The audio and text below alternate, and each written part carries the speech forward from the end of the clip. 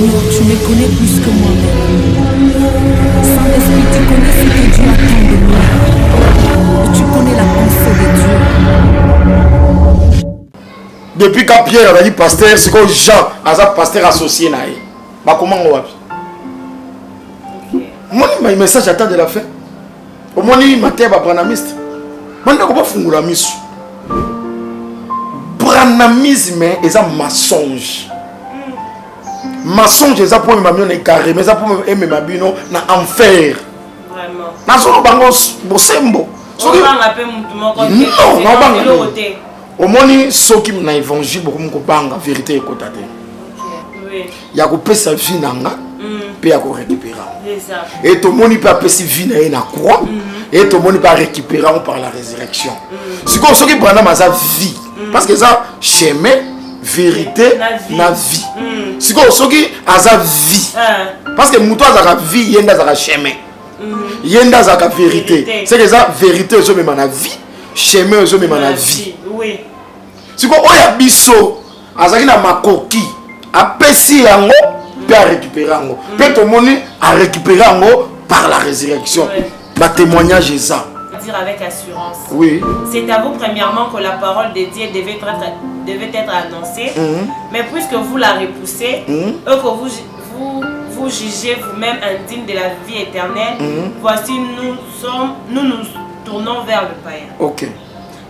Tu continues? Oui. Car ainsi nous l'a ordonné le Seigneur. C'est l'ordonnance du Seigneur. J'étais établi pour être la lumière des nations. Des nations. Nation plurielle. Paul y est la lumière de toutes les nations. Il y a dans la dimension Paul. Pierre, pasteur, Jean soit un pasteur associé. Au moment où Jean est un pasteur associé, il y a Pierre. Tala Branham, tala Maté à Branham. Tala Maté à Branham. Kasi modèle wana, modèle yozo côté là-bas, modèle wana bajongo wapi. Modèle wana bajongo wapi.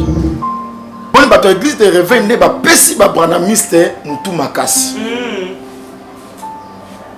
Lokuta bassesse immaturité l'église de réveil. Au kobanda du 1er janvier au 31 décembre au terrain batu poto. Prophétie na monindoki tout ça. Maintenant bato baza intelligent. Dans la qualité ya bato baza l'église de réveil. Dans la qualité ya bato au bazali na message. Au moment on a des gens responsables. Pourquoi bakoki ko supporter bêtise, il y a l'église de réveil. Ok. Bino bato yo, bato ya bino keza Branham, même les branhamistes. Bon bandasko kolanda vraie version. Bon bato ya bino za lokuta. Bango za pas pour nous convaincre bango pe. Ba ouais nzambe ba za convaincu. Souvenez-vous de la loi de Moïse. De la loi de mon serviteur Moïse auquel j'ai donné à Noreb pour tout Israël, des prescriptions et des ordonnances. Voici moi-même, je vous enverrai les prophètes Élie. Ah ouais, Malachie chapitre 4, c'est la promesse. Nzamba zolaka akotinda un prophète. Prophète wanaza Élie. C'est la promesse. Promesse on se photo mona tant Élie en wakoya. Vous devez comprendre que la promesse c'est ça l'ini et kokisam.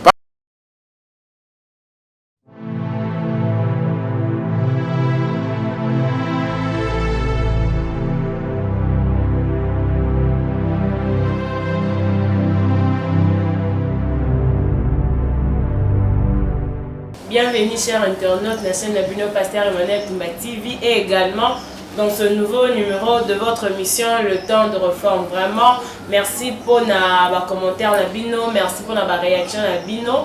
Tozo on a vraiment que tozo comme belé en plus ma réaction ils ont que ça marche chaque jour. Là je profite directement pour la copier ça balandignon so y a temps de réforme mbote. Bino nyonso bolira temps de réforme boza na Congo, boza na étranger vraiment. Merci pour vos soutiens. J'ai aussi à préciser que pour vraiment poser une question, ma question est plus en droit et à réponse oui. Cette émission est là pour vous donner la lumière. Ce qui vous montre que au lundi émission un sujet au comprendre bien, tu peux poser question dans un commentaire. Au comment besoin la privé, on va vraiment prendre le temps il y a pour répondre à bino parce que son bino musala gozala bien te parce que dans la ramo pour la bino alors ceux qui besoin la question en tout cas bo banga te bo hésiter te bo poser yango basali yanza mais ba ko répondre na yango. Alors aujourd'hui je crois que la fois dernière avec le pasteur Emmanuel Tomekai ko simba sujet où ils ont ça un peu troublé, ça qui vraiment troublé par rapport à J'aime Branham plus que Jésus à propos il y a pasteur il faut que je crois que le pasteur a été clair parce que la monde réaction vous avez vraiment été touché pe bondimi makambo aloba qui mais tellement que temps ils allaient qui mouké il y avait d'autres questions au to simbagité en part ça les sous ba vidéo musu c'est ba et dimi les sous on ne comprend pas les lots ni ça va Branham c'est pour que bazwa audace wana ya koloba maramanda mais ndenge bazoloba moment ko atelemi les sous à l'objet que le prophète William Marion Branham est le chemin, la vérité et la vie. Donc, vous savez, Jésus, mais bango ne ba okene makambo tolo belango pekaka parce que nous sommes là cette émission là pour la repérer Sabino lumière. Yango tozo continuer thème to bana ki na on a passion makambo ya j'aime Branham plus que Jésus ainsi que ba propos nyonso o bazo déformer vraiment la parole de Dieu. Yango wana pasteur Emmanuel Azawana toko ainsi que d'autres questions au cours de l'émission. Bonjour Pasteur Emmanuel. Oui, bonjour ma sœur Perside. Bonne santé, libota mobima musala nzambe. Nzambe azosala grâce pour la santé. Nzambe pe azosunga musala na ye. Église ezo marché bien. Na lo batande wande ko musuba lo baka. L'église est à bonne santé. Okay. L'église est à bonne santé. Alors, pasteur, la fois dernière, tu as dit que bazo téléma, bazo audace à tenir des propos manquants démesurés ce qui concerne Nzambe na biso parce que nous sommes de ceux-là qui croient que le Seigneur Jésus-Christ est le Dieu créateur. Il y a autant que tozomona batu bazo transformer makambu bazo simba ce qui concerne le Seigneur Jésus. Yango ezo sa biso passe na mutema, c'est pourquoi la fois dernière tosola ki yango mais il y avait d'autres questions etikalaki et puis sur le baki qu'il faut vraiment tous temps ya ko expliquer Malachie 4. Yango avant to banda na nino nous remeka ko pesa biso lumière par rapport à la vidéo moko na mona qui a fait déjà deux. Moko wana na moto banda directement to la Malachie ya pour ça il y a un pasteur à Télémi, bon j'ai oublié son nom, Nalanda qui est na Congo Buzz à Télémi a lobby que Moïse allait qui na ilokote. Le prophète Moïse a Bible à Kamba Israël wan. Allait qui na ilokote. O apôtre Paul allait qui na ilokote. Bazara bat lokola ye. Donc il y a lobby que batunier apôtre Paul allait qui na ilokote. Ba bi apôtre Paul qui na séjour de mort, c'est qui na séjour de mort. Abia kenda ko lekawana. Akenda lola, kedor akenda le ciel. A tellement à l'objet que y a abi bazo bazo corriger Branham mais bazo corriger Bible. Ba mutu penza tellement un pasteur azolo ba makambo wana tozo ebate et là on y zo vraiment ba pasteur mikolo pour que ba commencer la réaction ya. Yepé aza branamiste. Non, aza branamiste c'est apparemment église na ceux qui les racheté. Bon, les anango babiloko moko c'est normal ça la maman sœur Perside. Donc aux yeux Matthieu chapitre 24. Okay. Matthieu chapitre 24, Jésus-Christ c'est ça le bakiango. Donc tous dans Matthieu chapitre 24 pour nous répondre à la question. Verset pasteur. Au bandata na 3e verset. Il s'assit sur la montagne des Oliviers et les disciples vinrent en particulier lui faire cette question. Dis-nous, quand cela arrivera-t-il et quel sera le signe de ton avènement et de la fin du monde?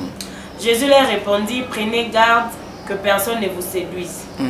Car plusieurs viendront sous mon nom disant, c'est moi qui suis le Christ. C'est moi qui suis le Christ. Bah, on a comme Christ, mais bah, on va commencer que Naza Christ. Donc ça va bien il y a qu'au moi tant que pasteur on a zolo baké à Kokalina Moïse. Ouais. Azol Bakaleki, à l'équipe Paul. À l'équipe Paul, tout ça, c'est du mensonge. Bon, peut-être ça pour Batcheka. Ça non cas pour Batcheka. Oui, Paul Azamutu. Oui, Moïse Azamutu. Mais la dimension Nzamba c'est le bandeko wana, faut faire très attention. Moïse Azaki prophète, il y a Israël Mubimba. makambo Moïse asala ye banana ko sala ngo poto ndima kakukani na Moïse abana ko sala yango azwa na lingenda to mwana nzambe ninga tambusiye parce que obike Israël a bisaba Josué yo tambola na biso karande Moïse donc po biso to ndima yo donc c'est-à-dire eza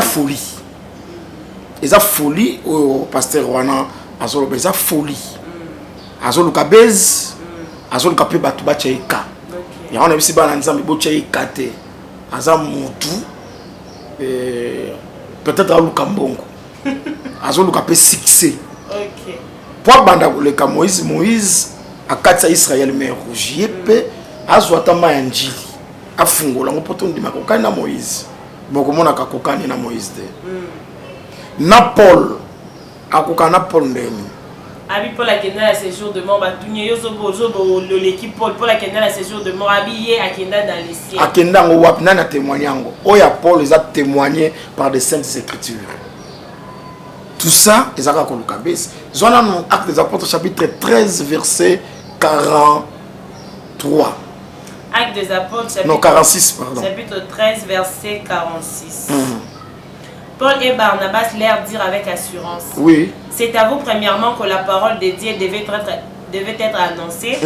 Mais puisque vous la repoussez, et que vous jugez vous-même indigne de la vie éternelle, voici nous tournons vers le païen. Ok. Donc continuez. Oui. Car ainsi nous l'a ordonné le Seigneur. C'est l'ordonnance du Seigneur. J'étais établi pour être la lumière des nations. Des nations. Nation plurielle. Paul y est la lumière de toutes les nations. Il y a la dimension Paul. Kalobi, le Seigneur a ordonné. Oui. J'étais établi. Mon établir c'est le Seigneur. Il y a pasteur on a établir. Vous n'avez pas envoyé à Seigneur, on a appelé messager. Témoignage wana za wapi. Ce que ça là qui tonga to monango ah parce que n'allez pas au-delà de ce qui est écrit. Nzamba zo ba penser ba réflexion na ye a tiango na makambo e komama. Il y a zan kombone nani est-ce que kombone na Bible ça? Exactement mais il y a pour les alliés. Peut témoignage ça vrai confirmé le Seigneur Jésus au besoin de quoi adorer à établir Paul la lumière des nations. Mateya nyoso tozanango yena nous pasteur wana soka miyebi kaza pasteur c'est parce que Paul n'aime pas qu'on en Ephésiens 4 que Dieu a établi des prophètes, des pasteurs, des évangélistes. Soka yebi que pasteur azalaka et ça pour Paul. Soka yebi que pasteur dans l'église ça pour Paul ya ko kana Paul ndeni. Abi Paul a tuné Paul a 40 coups moins abi et ça le loté il y a 43 coups à l'équipe Paul. Nanya zalaka. Na 43 coups na nanya zalaka. Bon 43 coups na ko sala nini pour la Bible comment mater. Wana eza ko luka base, eza ko luka batu ba chayoka oyebana. Eza ba système moko ba komi nango. Dona sala loko moko boye pour batu ba changaka. Mais pasteur, est-ce quelque chose à la pété que temps de la fin au commis penza tellement proche et on m'a cambodia ce commis comme ça. Te to ko exclure yango te. To tiko tangati. Mingi ba ko ke ngande mnazali Christ. Kasi bango wana babandi déjà. Tant que tu as déjà que naza plus que Paul. Or à cause de la plus que Paul, il faut à Christ. Or à cause de la plus que Moïse, il faut à la Christ.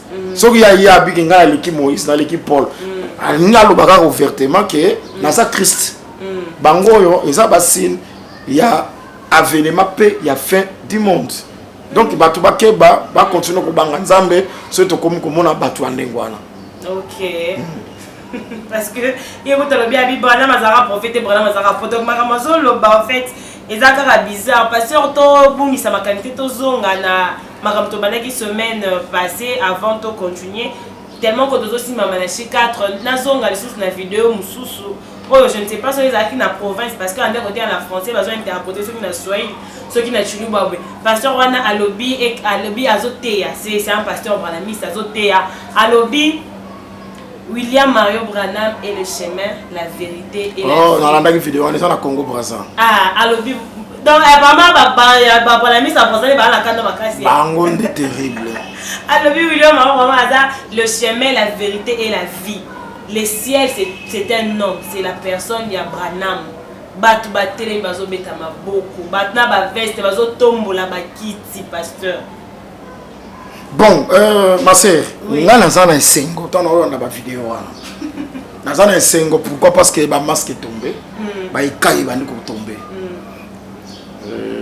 Ce sont des branhamistes. Ce sont des branhamistes. Chrétienté. Ce sont des branhamistes. Biso ndenge biso ozwaka Jésus ndenge bango ozwa Branham. Donc c'est normal un branhamiste amona que Branham azali le chemin, la vie et la vérité. Donc c'est normal. Donc il peut-être si marabango makasi parce que bazora et batiaki na kati ya Malachie 4 yango yo mekana ko expliquer biso Malachie 4 faut comprendre bien. Biso nde tozana raison. Ya ko croire la parole ya Christ. Parce que sa parole ya Christ. Je suis le chemin, la vie et la vérité. Yemoko. Exactement que mutalobé lié na simaliwa na ye. Au moins la différence c'est ali Branham baye ko adorer après sa mort. OK. Du vivant Branham ba adorer était. Bon peut-être Dieu pas à Lucas adoration de Branham ba comprendre ma bé. Quand c'est différence c'est entre Branham et Christ. Vous voyez que Christ ko botam là dans l'obité, baye ko adorer pas ba mage. C'est ça. Donc, bah, je vais adorer Christ. Mais Branham Bazeli Liwanaye. De Babandi, n'a pas mis sur conseiller Makambo. Comme quoi adorer. Est-ce que Bob Marley pas Ranzambe? Bob Marley. Bob Marley, Bob Marley, un musicien. Azara Penzambe, ça n'a pas tout battu. Donc, ils ont un cambo kamoate. Ils ont un cambo kamoate. Bango, ceux qui parlent que Branham a le chemin, la vie et la vérité. C'est parce que ce sont des branhamistes. Ils ont maté à Bango. Biso ba chrétien, biso parce qu'il y a des témoignages. Oh, il y a biso sous-bassement dans les années. Mouto azali, n'a la vie. Mouto aza vie. Talanenga lobi. Abi naza na pouvoir. Ya ko pesa vie nanga. Pe ya ko récupérer. Et tout le monde peut appeler vie na croix. Et tout le monde peut récupérer par la résurrection. Si qu'on soit qui prend ma vie. Parce que ça chemin, vérité, na vie. Si qu'on soit qui a sa vie. Parce que mouto a sa vie, yenda sa chemin. Yenda sa vérité. C'est que ça vérité je même na vie, chemin je même na vie. Oui. Si qu'on oya biso azaki na makoki apesi yango pe a récupérer yango pe to moni a récupérer yango par la résurrection ba témoignage est ça Branham azawapi soka za le chemin la vie bon to tchana to c'est mara la vie kaka soka za vie azawapi azana séjour de Branham azana séjour de mort l'homme de Kentucky a kufa un accident avant le séjour de mort. Moi, je la moto bakambo ezate. Eza ba soupçon. Mais on a dit que Branham a un séjour de mort. C'est que ça la vie parce que moto a kozala na vie, na yo moko kozala vie eza biloko mbele ke c'est. C'est que Jésus azali aza na vie. Mais ye moko nde vie. Yango bi naza na pouvoir. Ya ko pesa sango puis à récupérer. Mais vie elle est pas Branham Christ n'aime d'appeler ça. Ce que Christ a retenir rango ya tikale bembe. Ce qui pas ndimi na miséricorde na pesa ye ndeto ko retrouver na ba mort en Christ. OK. Ko que ça na mwana. Bon peut-être bango matin na bango bon bazo comprendre en parce que bango baza na révélation très élevée par rapport des Thessaloniciens na kotinde la bango esprit a égarément pour ba croire na mensonge. C'est tout. Bah on va passer dans la révélation pour les église nyonso bango babenga ba église ba dénomination. Donc bango ne baza na révélation et vandi pende pas na bango na voiture. Et l'équipe ba nyonso. Omoni ezamawa. Bazo ba ba baza ba dénomination, nzo ba bango ba dénomination. Oh. Maintenant on église non comme Chilo tabernacle. Ezani. Kombo wana. O dénommé église de c'est un nom biblique parce que kasi dénomination yango wana te baéglise eza na bakombo tabernacle baruti dénomination te Shiloh tabernacle dénomination Shekina dénomination Zoé tabernacle dénomination bon bah ya ba dénomination ba mona plus ba hein ba comme ebele na ba combat pasteur ils ont côté na casse bon tellement combat pasteur côté na quantité et bon baruti tabernacle ça combat baruti ça kawana bakabona pela misusu pe bazala côté na eta kasi wana lobi eza dénomination baza ba dénomination bango tout nde baza wana bango so nde baza wana et puis ba église locale na bango et ça ba boutique na bango oh oui mais bango bazala différent na église na bible nini oso mona na église bon na zonete par exemple l'église na biso oya biso ya Jérusalem Pierre pasteur Jean soit pasteur associé na ye mona babi Jean zara pasteur associé ya Pierre tala Branham tala Matthieu ya Branham tala Matthieu ya Branham moko ndazo kamba vraiment za lokola la test ba wana baza ba kasi modèle yo zo côté là ba modèle wana ba jongo wapi modèle wana ba jongo wapi depuis que Pierre a dit pasteur c'est que Jean a pasteur associé na ye ba comment wapi moi ma message attend de la fin au moins Matthieu ba branamiste banda ko ba fungula misu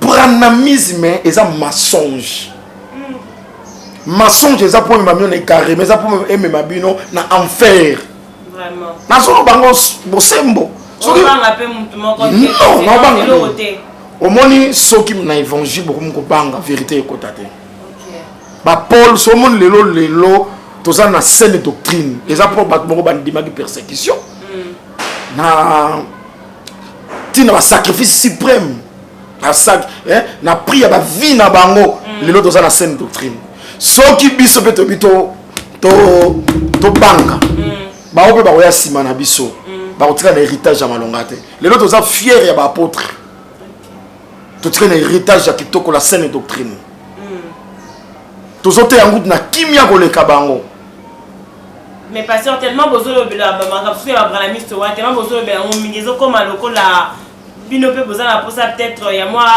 nako bengondeni et comme le quoi moi règlement de compte moko boye peut-être fallait qui oté ya kala liloba nzambe vérité non tozote ya liloba nzambe faut quoi avertir bato Christ non Paul atanga Filiette Paul atanga Hymene Paul atanga Alexandre le forgeron so comme go simba Christ et au simbi ba chrétien moi bi que Paul a ko persécuter ba chrétien Saul pourquoi me persécute-tu mais c'est persécuter Christ so au simbi ba chrétien simbi Christ les mots peut au simbi Christ au simbi ba chrétien ba mal affermi bazali faut faire très attention ba mal affermi bazali risque za rapona bango ba ki cause la séduit facilement yango faut quoi avertir bango quand on sait bango que branamisme et ça lokuta Jésus ba vous les pharisiens vous les scribes des aveugles azai ko citer ba combo OK pasteur comme ça je crois que par rapport à wana lumière et pesami donc au côté thème na biso de ya Malachie 4 to kota pourquoi tozo kota et ça mensonge mosusu o ba branamisme bon, faute César à bateau à l'église de réveil. Au moins, bateau à l'église de réveil n'est pas pessi ba branamiste mutu makasi. Lokuta, bassesse, immaturité l'église de réveil.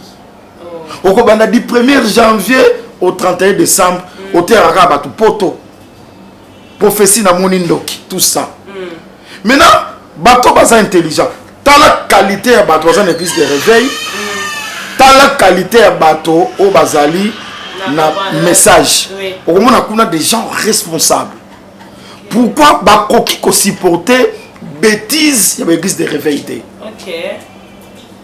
ya moi ce qu'on tombe ili ba révélation que Branham azam Malachie 4 ba moni quand même que bon malamu ton di moyo que okuna tombe ili ba maté à lokuta ba 7 so ba 7 tonnerre ba trouvons quand même que profondeur eza que toi que le na mutu moko prophétie na prophétie akati suki atenze lawa ale abandika kaka numéro de téléphone na boy na somo na sokota la chambre d'hôtel boy na des intellectuels, des gens sérieux, des responsables babilo kona ba kokangote. Maintenant ma mona batu moko bo moni ba sa démonstration moni Malachi Azam Branham au moni boy na boy a trouvé quand même que mo ba profondeur ça. Non moni des gens responsables. Batu ba ça sérieux.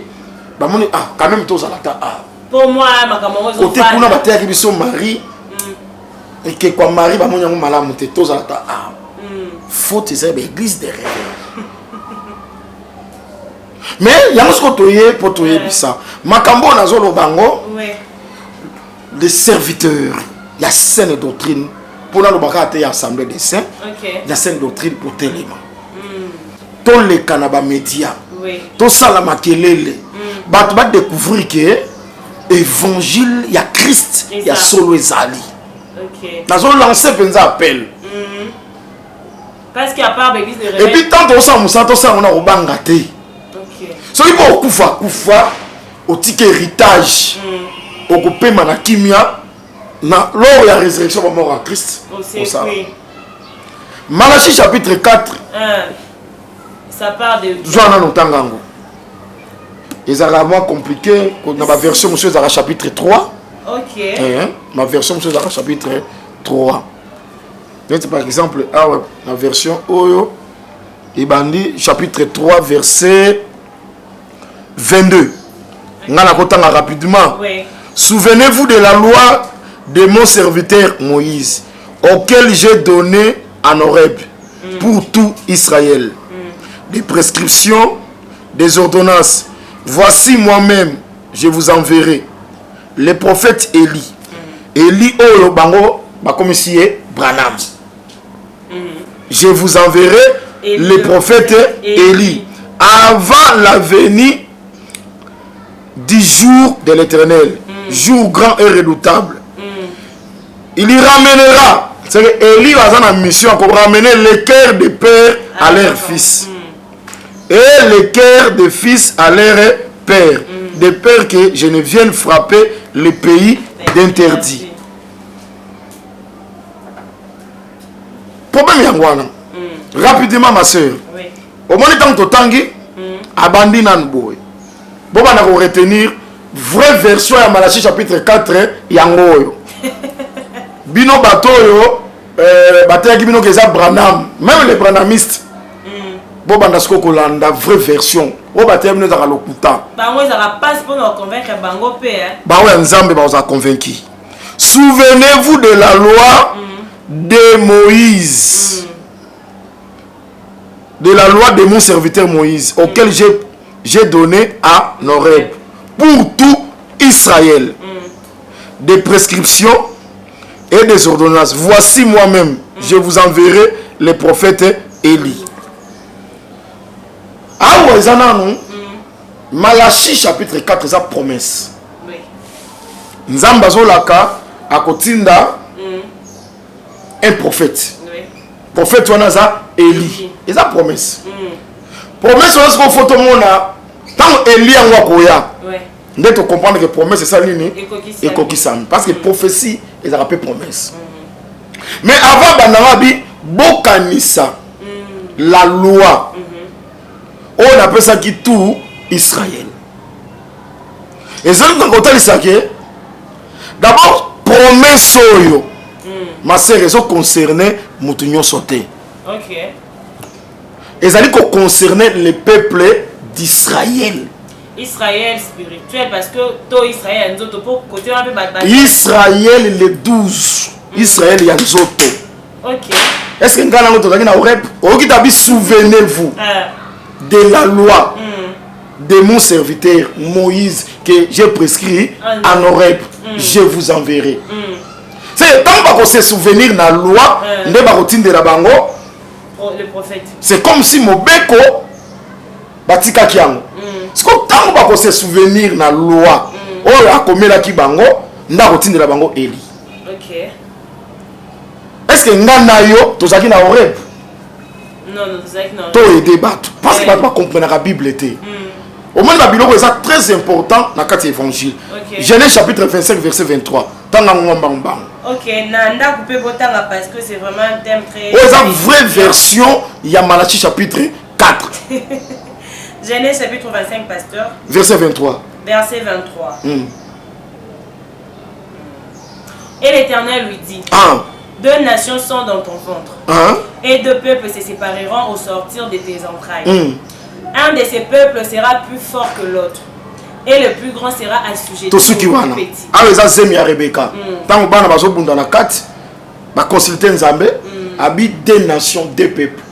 Il faut que tu baké, tous à deux peuples. Na Bible, de Genèse à Apocalypse. Ils ont deux peuples. Et ça n'a pas versé. Oyo et concernaka une nation. Et ça n'a pas promesse où ils allaient concerner un peuple. Deux nations wana, deux peuples wana. Ils ont rendu Israël na ba nation. Ok, donc Israël spirituel, mais Israël y non, Israël spirituel. Yende. Aux Actes des Apôtres. Chapitre 15, verset 14. Jean, Actes des Apôtres. Actes des Apôtres. Chapitre 15. Chapitre 15. Verset 14, oui. Verset 14. Simon a raconté comment Dieu a d'abord jeté le regard sur les nations. Sur les nations. Pour choisir du milieu d'elles un peuple qui porta son nom. Parmi les nations, va choisir un peuple où va porter Israël spirituel. Israël spirituel, c'est que Aza yango yanzoto te. Nde ba kobenga c'est-à-dire congolais. Mais le la croire na makambo a commis Israël spirituel attaque ça congolais. Mais Israël yanzoto za. Et ça le roi dans Galates chapitre 4. Tant à expliquer Jérusalem actuel na Jérusalem dans haut. Nous c'est ça ba Jérusalem. Azotali sake oyo ezali Sarah, muso azali Agar, ba maman na bango. C'est que Jérusalem actuel né oyo Israël quant à la chair. Jérusalem dans haut né peuple spirituel de Dieu, l'église. Oyo Pierre a expliqué que na quatre ba nation a poni un peuple au ba porter son nom. C'est ça l'église. Yango nezo benga Israël spirituel. Bango na Horeb bazalaka te. Bayebi makambo Nzamba pesa ki Moïse apesa bango na Horeb. Israël spirituel oyo so bango bazalaka te. C'est quoi promesse ya Malachie chapitre 4.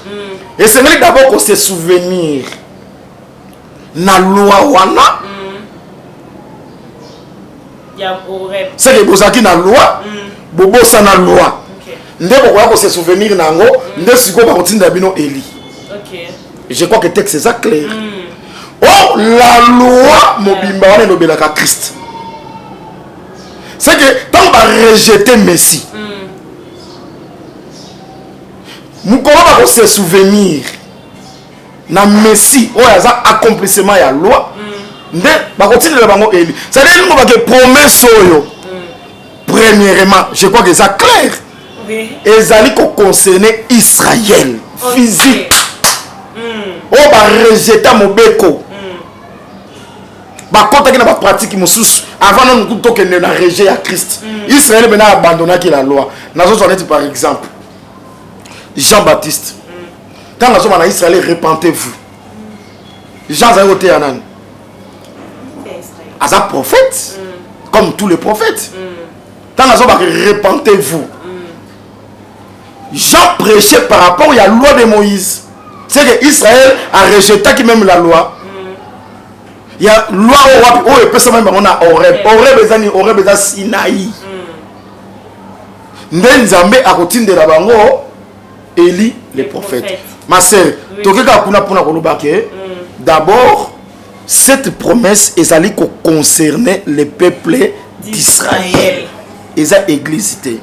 Complétant on a Romains chapitre 11 verset 25 à 26. Ok, donc complétant on a Romains. Chapitre 11. Chapitre 11 verset 25 à 26. Verset 25 à 26. Car je ne veux pas, frère, que vous ignorez ces mystères, afin que vous ne vous regardiez point comme sages. C'est qu'une partie d'Israël est tombée dans l'endurcissement jusqu'à ce que la totalité de païens soit entrée. et ainsi tout Israël sera sauvé. Selon qu'il est écrit, le libérateur viendra de Sion. Tout ce qui wana. Na verset Oyo, apôtre Azolobela, des nations, des peuples. Une partie d'Israël va tomber dans l'endicissement jusqu'à ce que totalité et quota. Et après tout Israël. C'est que tous en a pas païen, tous en a Israël. C'est ça le 2. Mais la promesse à Malachi, chapitre 4, et zo lobela banani. Et zo lobela ba païen te. Ba païen zali, ba américain. Ba congolais, ba rwandais, ba kenyan, ba ngonyo surtout à part les 12 d'Israël, à part les 12 de Jacob. Donc on a une nation, naba nation. Une nation, c'est Israël. Les nations, les habitants sont gentils, ba païens. Mais la promesse à Malachi 4. Ils ont la nation T. Pourquoi? Parce que la nation a Horeb bazala quitté. Na Horeb est pour concerner le peuple d'Israël. Ok. Promesse c'est ça ya bango. Ah, si quand on comprend que Eli o ba rotinda. Bazo tindele banani, bazo tindela le peuple d'Israël. Ok. C'est ça. Makambo donc et là on a toko simba nanu.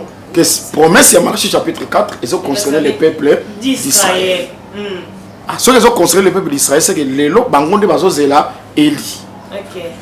C'est que prophétie, c'est que Koksa Minamte. Non, très bien. Quand c'est pas, Nandela pour ça, tu comprends, non, voilà, partie, voilà. Non, c'est pas l'idée. Ok. On habite très bien, Nandili, Amen. Ok. C'est que, accomplissement, il y a promesse, Oyo, non, mais Kokisa Mete. Parce qu'ils ont concerné le peuple d'Israël. Ok. C'est quoi? À combien Branham Lengenin? Eli, Malachi 4. À combien Branham Lengenin? C'est parce que qui dans l'église de réveil, perdre qui qui sous la loi, parce que bon, la loi c'est la parole de Dieu. Tu qui sous vérité, un Branham aïe, après ce révélation à zone ici batou, réalité normalement. Oyebi. Église bandé bandana na temps et apôtre. Tilelo, église épingwate. Faut pas confondre l'église du Seigneur na ba mutualité. Na ba to ba juba personnalité juridique. L'église du Seigneur bandé bandana Pentecôte, Tilelo, épingwate ba tikala ko abandonner ata mukolo mon côté, ba abandonner la parole de Dieu. C'est Israël né a abandonné la loi. Israël né a abandonné Messie. Mais banda ba Pierre ba croyant na Messie, continuité de salamati lelo, toujours croire na Messie, abandonne quelque salamate. On les amalgame. OK. On les a baso kosabatu. Yango to so bengango, c'est des mensonges. OK. Mais là to qu'est-ce qu'on a dit kambotali Eli azanani. Bango ba bia za Branham, c'est faux. Eli aza Branham té. Et là Eli kala Eli. 2 Corinthiens chapitre 1. Ok. Je crois que demain, ça les a facile pour nous comprendre. Parce qu'on 1 Corinthiens. Chapitre. Non, 2 Corinthiens chapitre 1, verset 19 à 20. 2 Corinthiens 1, 19 à 20. Car le Fils de Dieu Jésus-Christ, qui a été prêché par nous au milieu de vous, par moi et par Sylvain, et par Timothée, n'a pas été oui et non. Ah, bandera maman. Car le Fils de Dieu Jésus-Christ, le Fils de Dieu Jésus-Christ, qui a été prêché par nous au milieu de vous, par moi et par Sylvain, et par Timothée, n'a pas été oui et non. Jésus-Christ wana, babi azalaki oui nan noté. Mais c'est Yesu Paul ateya, Yesu Sylvain ateya, Yesu oyo Timothée ateya, azalaki à la fois oui et noté. Continuez. Mais c'est oui qui a été en lui. Oui, ndezalaki katinaye. Continuez. Car pour ce qui concerne toutes les promesses de Dieu, toutes les promesses de Dieu, c'est en lui qu'est le oui. Babi, pour tout qui concerne toutes les promesses de Dieu. Toutes les promesses, sauf aucune promesse. Toutes les promesses de Dieu. Ma soeur, est-ce que vous croyez que je vous enverrai Élie le prophète, c'est l'une des promesses de Dieu. Oui, c'est l'une des promesses. Si on apporte pour la lobbying, il y a le car pour ce qui concerne toutes les promesses, y compris je vous enverrai Élie le prophète. C'est en lui qu'est le oui. En qui? En Jésus. En Jésus. Oui. Et oui, c'est que accomplissement de la promesse ezali en Christ. C'est pourquoi l'amen par lui. C'est pourquoi l'amen par lui est prononcé par nous à la gloire de Dieu. C'est que amen. Oui, il y a promesse, il y a d'abord toutes les promesses, c'est en Christ Jésus. C'est que quand il y a toutes les promesses, quand il s'appelle je vous enverrai Élie. Parce que c'est la promesse de Dieu. Même les pranamis, c'est vrai. Ok. Comment on dit? La promesse, c'est Jésus. Et comme ça, Jésus. C'est que Jésus a dit accomplissement. Il y a Malachie chapitre 4. Ok. Ce n'est pas Branham. Aujourd'hui, Matthieu chapitre 5. Ok. Verset 37. Pasteur Matthieu. Chapitre 5, verset 37. Matthieu 5, verset 35. Ni par la terre, parce que c'est son marche au pied. Matthieu chapitre 5, oui. Verset 37. Ok, 37, excusez. Que votre parole soit oui. Oui. Oui. Oui. Non. Non. Non. Donc, si on dit oui, etikali oui. Si on dit non, etikali non. Parce que pour la banque, il y a des autres qui non. Azala qui te gaza oui non. Il y a zaki oui. Ok. Le roi Jésus, Jésus a moutou de. Aza oui c'est que oui est comme moutou. Ok. Aza oui ya nini? Aza oui ya ba promesse nyonso ya Nzambe. C'est que non.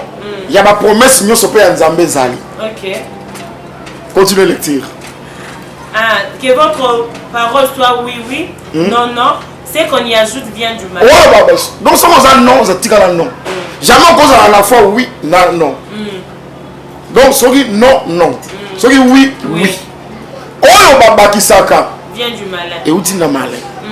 Si on a la Bible, on a ma toutes les promesses de Dieu. Jésus déjà ça oui.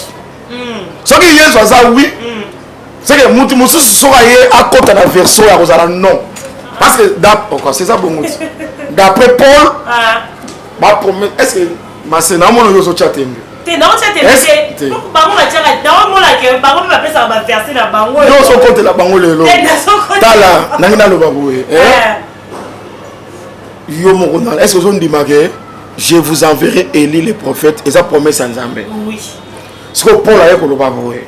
Que ma promesse nous sommes ensemble c'est que na ope côté na kata ba promesse nous sommes ensemble. Oui na ngweza nani? Christ. Soki Christ aza oui. Soki mutu mususu aya bike ngai nde Eli.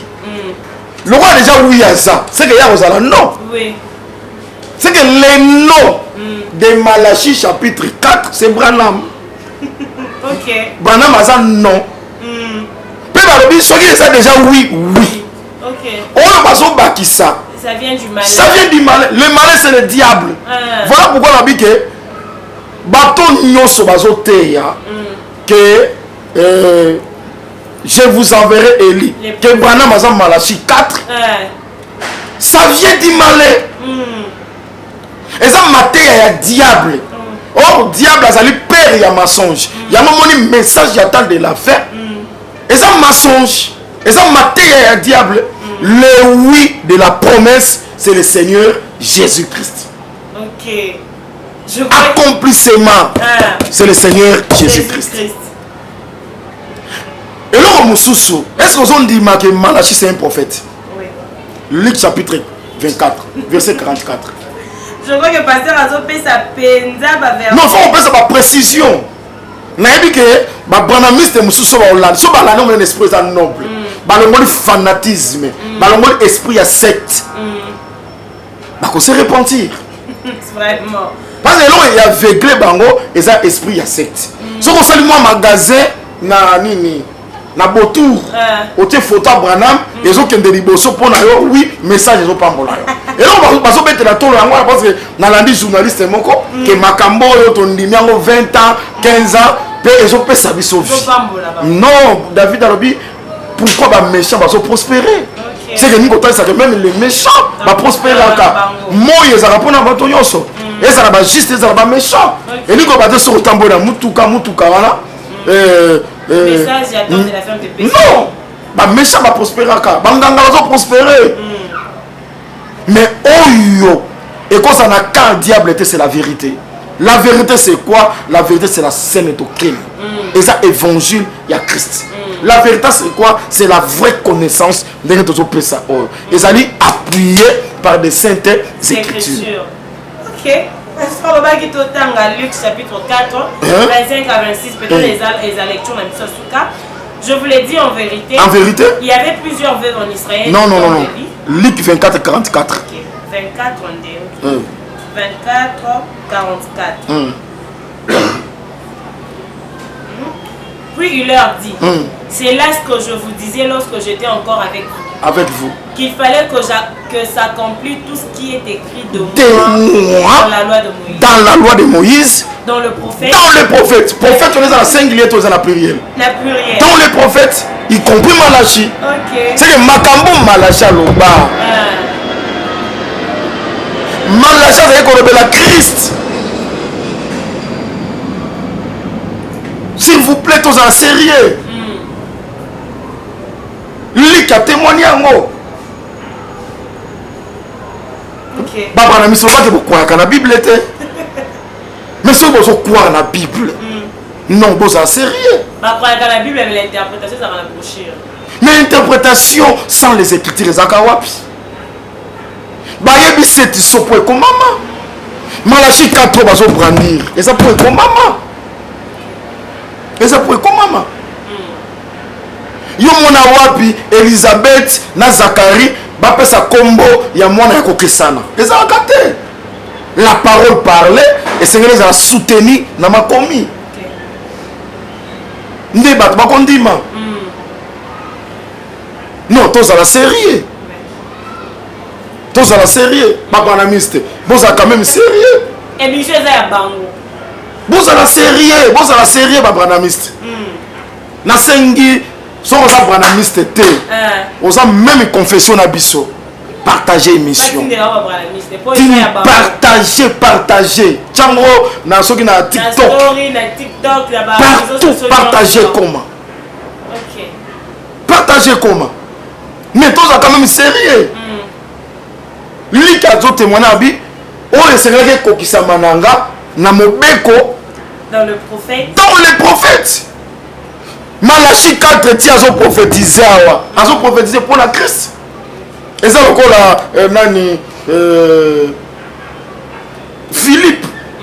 Akute ni Éthiopien. Azo tangezai. Mosakoli azo lobela nani. Alobela mutu mususu azo lobela nani. Philippe tanga fungoli mono kabi brebi miwet. C'est Christ. Même Isaïe a le Christ. Malachi a le Jérémie a le Christ. Balobaka nini ponanga. Oza Jean-Baptiste. Oza Élie. Ah, oyoki. Balobaka nini ponanga. Oza Jean-Baptiste. Oza Élie. Oza Jérémie. Tom moko ya basako. C'est que tous les prophètes Katinaye. OK. C'est pas Branham. C'est pas Branham. Na libota Jacob, mutalata tini qui a plusieurs couleurs dans moko. C'est Joseph. Le véritable Joseph c'est Christ. Ba couleur nyoso bande konaye. Ya bilama bande kone se retrouver à Katinaye. C'est ça. Isaac et Abraham soki ba bandi course 3 jours na télémac. Ba serviteur faut ba zo mikumba na bango nyoso. Ba pesa Isaac. Oyo serviteur va même oyo serviteur va même qui la loi et les prophètes sangani et pas Christ. Ndé ba OK na. C'est que l'accomplissement ya makambu nyoso basakoli basala c'est Christ. Malachi 4. Azolo belande Christ. Je crois prochainement, d'être royal que ça se détail. Il y a accomplissement. Et si Kanini est kokokisama, Nathan ni kokokisama. Mais Nathan c'est déjà que Malachie chapitre 4. Et ils allaient d'abord concerner l'absolu nango. Promesse oyo. Ce n'est pas pour nous, c'est pour Israël. Ok. Je crois que Israël voilà ko côté la bangote, ça Israël spiritualité. Na côté les bangote parce qu'on a posé la question pour toyer ba ici. C'est Israël. Bazo c'est la promesse wana. OK. Pourquoi? À partir de Romains chapitre 11 totangaki que une partie d'Israël va tomber na ambisisema. Bango ne baboka ki mobeko. Ba ko se souvenir na mobeko. Nzamba kotinda bango Eli. Pour ba se souvenir na mobeko. OK. Biso to croire na Messie. Bana to croire ki na Messie. Depuis Pentecôte tilelo, l'église a continué masse jusqu'à ce que totalité va païen pa kokota. Et après Nzambe tout Israël sera sauvé. C'est comment vous allez sauver par Élie. Ok, d'accord, merci vraiment la je crois que la mission a été claire. Malachie 4 accomplissement il va revenir pour la détail. Alors il y a une mission tu as été édifié. Peut-être que vous avez fait lumière échanger. Alors pour partager enfin que vous avez ignorance, base de la lumière, base de la vérité. En tout cas, vous continuez à s'abonner, vous continuez à partager, lien, à commenter, à aimer. Vous avez une question, vous avez en privé, vous avez un commentaire. Vraiment, et que ça, la malam, mini pasteur, le bayasuka pour que tout kabwana. Le basouka ezali, faut ezali à l'église de réveil. Vous savez, ma belle casse. Bon, dit mais la vraie parole. Bon, tika ba aventure, ba prophétie à l'okuta. Pour que nous soutenir ba fali ba biloko des gens sérieux bazo croire na binoté plus 243 89 14 750 18 plus 243 89 14 750 18 numéro na sur téléphone en wana bon continuer pour s'abonner très massivement ba programme na sur culte je crois que ça na sport publicitaire na biso tika te kolo apambola bino. Ok, kolo apambola bino ndenge pasteur alobi. Merci na koko de moi avec ma caméra et puis la réalisation. Merci na bino nyonso oyo boni na émission temps de réforme. Si je ne me trompe pas, il avait qui un bien aimé depuis Jobourg, je crois, il avait qui bien aimé Guigui. Vraiment, dans mes bibliothèques à monter, que le Seigneur vous bénisse. Restez branchés, bye bye, à la prochaine.